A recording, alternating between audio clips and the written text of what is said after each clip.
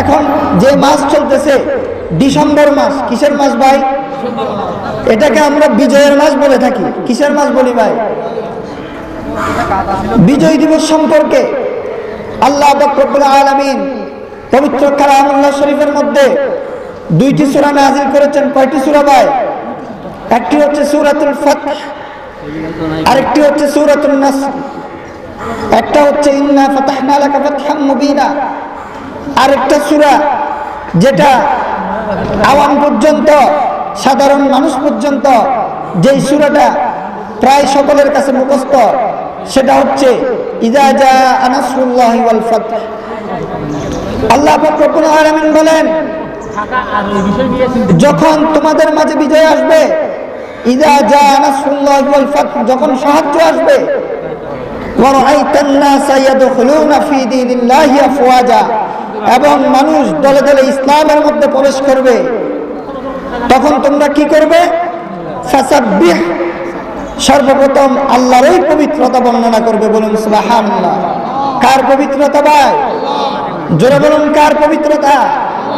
আল্লাহ তাআলার পবিত্রতা বর্ণনা করবে। দুই নাম্বার হচ্ছে বিহামদি রাব্বিক, যদি প্রশংসা করতে হয় আল্লাহরই প্রশংসা করবে। বলুন সুবহানাল্লাহ।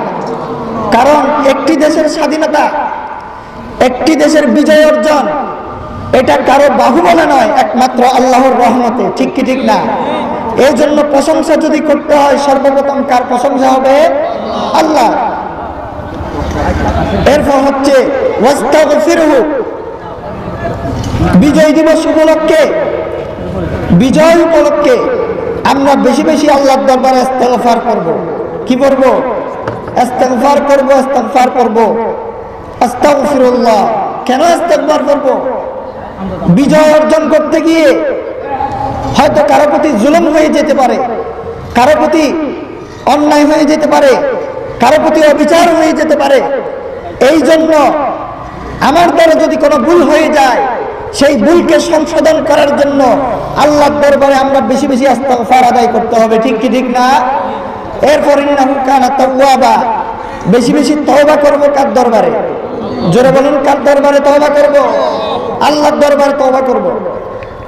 হাদিস শরীফে বিজয় দিবস সম্পর্কে এসেছে, আল্লাহর হাবিব সাল্লাল্লাহু আলাইহি সাল্লাম যখন মক্কা বিজয় হলেন, মক্কা নগরীতে যখন বিজয় বেশি ঢুকতেছে, আল্লাহ রাসূল সাল্লাল্লাহু আলাইহি সাল্লাম একটি উটনির উপর সওয়ার ছিলেন। আল্লাহ রাসূল সাল্লাল্লাহু আলাইহি সাল্লামের মাথার মধ্যে কালো পাগড়ি ছিল। কি পাগড়ি ভাই?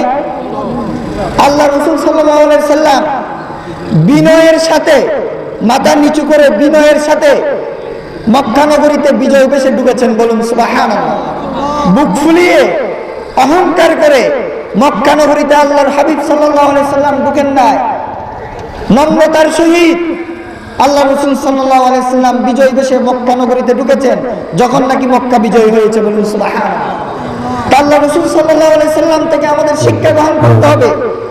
আমরা যখন বিজয় লাভ করব, আমরা যখন এই স্বাধীনতা অর্জন করব, তখন আল্লাহ রাসূল সাল্লাল্লাহু আলাইহি সাল্লামের আদর্শ মোতাবেক আমাদেরও নম্র ভদ্র আচরণ করতে হবে। ঠিক কি ঠিক না?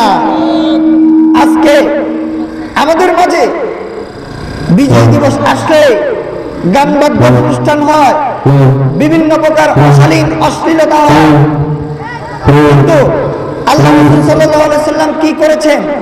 আল্লাহ রাসূল সাল্লাল্লাহু আলাইহি সাল্লামের নীতি আদর্শ কি, সেটা আমাদের ফলো করতে হবে, সেটা আমাদের জীবনে বাস্তবায়ন করতে হবে।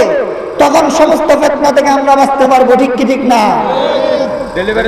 আল্লাহ রাসূল সাল্লাল্লাহু আলাইহি সাল্লাম সোজা মক্কা নগরীতে ঢুকে উম্মে হানি রাদিয়াল্লাহু তাআলা ঘরে, উম্মে হানির ঘরে ঢুকে 8 রাকাত নফল নামাজ আদায় করেছেন বিজয় দিবস উপলক্ষে। বলুন সুবহানাল্লাহ। আমরা যারা মুসলমান, আমরা যারা ঈমানের দাবিদার, আমরা আজ পর্যন্ত এই বিজয় দিবস আসলে শহীদদের স্মরণে কয়জন 2 রাকাত নফল নামাজ আদায় করেছি? অথচ আল্লাহ রাসূল সাল্লাল্লাহু আলাইহি সাল্লাম এই মক্কা উম্মে হানির ঘরে ঢুকে 8 রাকাত নফল নামাজ আদায় করেছেন, যেই নামাজের নাম হচ্ছে সালাতুল ফাতহ, বিজয়ের নামাজ। বলুন সুবহানাল্লাহ। আল্লাহ রাসূল সাল্লাল্লাহু আলাইহি সাল্লাম থেকে আমাদের শিক্ষা গ্রহণ করতে হবে। যখন নাকি আমরা বিজয় দিবস পাবো, আমরা শহীদদের স্মরণে দোয়ার আয়োজন করব, শহীদদের স্মরণে নফল নামাজ আদায় করব, শহীদদের স্মরণে ঈসা আলাইহিস সালামের আয়োজন করব। অন্যথায় দুনিয়াবি যদি কোনো অশ্লীলতা করি, দুনিয়াবি যদি কোনো গানবাদ্যের আয়োজন করি, সেটা সম্পূর্ণ ইসলাম বিরোধী হবে, আল্লাহ রাসূল সাল্লাল্লাহু আলাইহি সাল্লামের আদর্শ বিরোধী হবে। ঠিক কি ঠিক না?